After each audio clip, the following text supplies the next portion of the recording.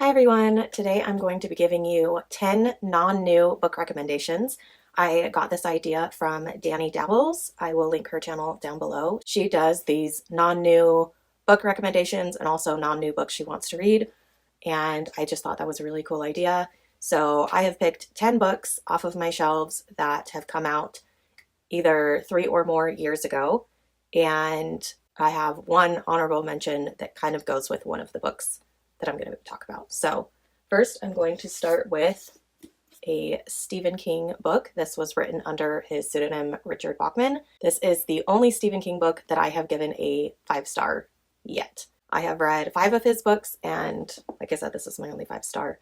This follows Clayton Blaisdell Jr. He is a small-time delinquent. He meets this con artist who tells him he has this get-rich-fast idea with a kidnapping, but as soon as the kidnapping goes down, his partner in crime is dead. Or is he? I just really liked this story. I thought it was fantastic writing. I think I read this in like 2 days. I would recommend this to anyone who likes Stephen King and hasn't read it yet, or anyone who likes psychological thrillers, because that's what I consider this to be. Next, I have Shutter Island by Dennis Lehane. This is one of my all-time favorite psychological thrillers.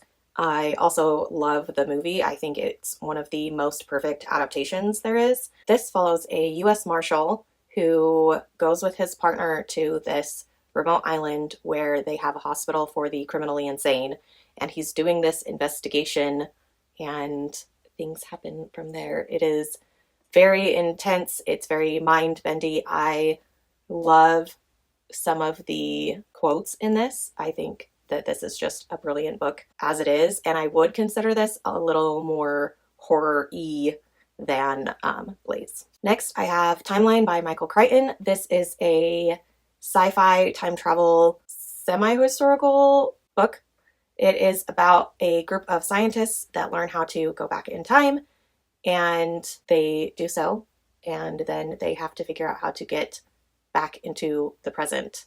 And there's a lot more that goes into that with the company that is allowing them to time travel, but I highly recommend this to anyone who likes sci-fi and time travel. So this next one comes with my honorable mention.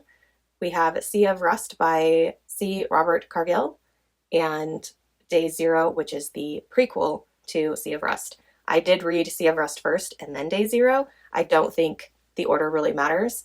This is a dystopian sci-fi futuristic look at the world after all of humanity has been wiped out and all that's left are AI and robots, if you will, and just kind of them finding their purpose without humanity.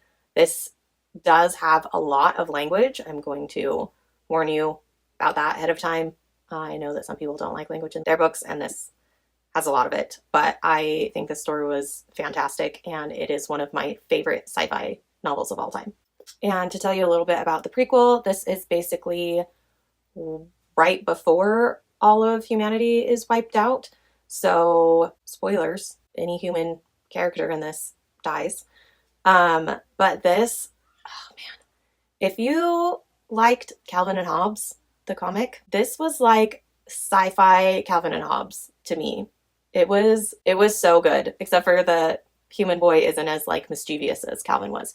But this is just another really brilliant sci-fi. It's something that I don't think I've read anything similar, and I would love books similar to this. So if you have read this and you have recommendations to similar books to either of these, please let me know in the comments below. I am dying for more stuff like this. The next book I have is Elder Race by Adrian Tchaikovsky. I totally pronounced that wrong. This is, some people say it's a fantasy sci-fi or a sci-fi fantasy. I don't know what order it's supposed to be in. This follows a princess who goes to a castle to request the help from a sorcerer to help them get rid of a demon. And you find out that the castle isn't actually a castle and the sorcerer isn't actually a sorcerer. And that's where it gets kind of sci-fi-y.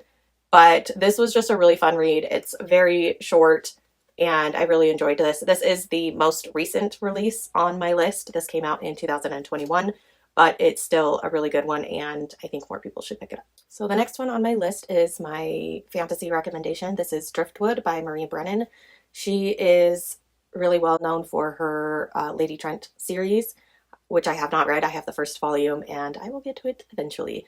But I did read this and loved this. This follows a man who is called Last. That is his name. And I'm just going to read you a bit of the blurb from the back because I feel like that this gives the best explanation for this book. A rumor goes around that Last has died. Drifters come together to commemorate him. But who really was Last? Lying liar or heroic savior? A mercenary, a charlatan, a legend, a man, an immortal, perhaps even a god. So I really liked this. It follows a world that is like slowly crumbling away, and civilization is just slowly dying out, and we are basically just watching this world disappear into nothing. It was so creative and brilliant. This is one of those that I read it and immediately started over and read it again. It is quite short, and so it's easy to do, but it was just a really fun read. I never hear anybody talk about this book, so if you haven't read it and you love fantasy, give it a try. The last ones I have on my list, I am going to slowly be going into romance books. So if you don't like romance, you can stop here, and I appreciate you guys watching up to this point. Leave me a comment down below if you don't like romance, just because I'm curious. But the first one I have is a romantic fantasy. This is Keturah and Lord Death, and it is by Martine Levitt. This, I don't even know how to describe this. So this is a fantasy romance, clean fantasy romance, in case you're wondering. There's nothing explicit in this. But this reads like a fairy tale. Basically, the main character is visited by Death, and Death has come to take her soul. And she convinces him not to because she says, oh, I need to do this one last thing before I die. And it's kind of this, every day she convinces him over and over and over again to let her live one more day. And at first it seems like she's just tricking him into it, but then he realizes that he's starting to have feelings for her and he doesn't want to take her soul, but he does. And so this was just a really fun, sweet fantasy romance if that's what you're looking for.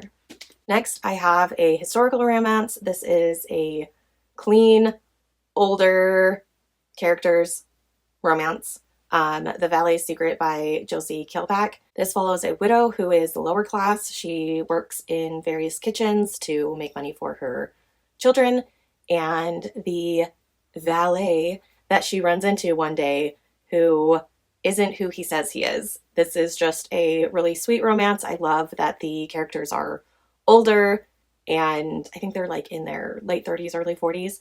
It was just really cute, really sweet. Another clean romance for anyone who wants historical clean romance. Next, I have A Lady for a Duke by Alexis Hall. This is a LGBTQIA plus recommendation.